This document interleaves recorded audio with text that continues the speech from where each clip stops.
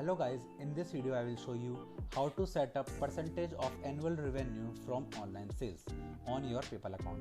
So for that guys, first of all you will need to log into your account on your computer and then get on the top right corner.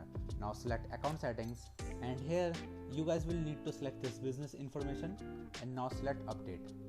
So guys, after getting on this window, scroll down and you guys can see this option called your business information.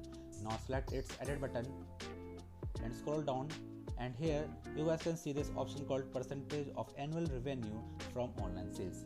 Now select its scroll down icon and here you guys can see the list here, and you just need to select one of these options, and after selecting one of the option you guys will need to select on the save button. So that's how you guys can set up percentage of annual revenue from your online sales. So that's how you guys can do it, and that's it for the video guys.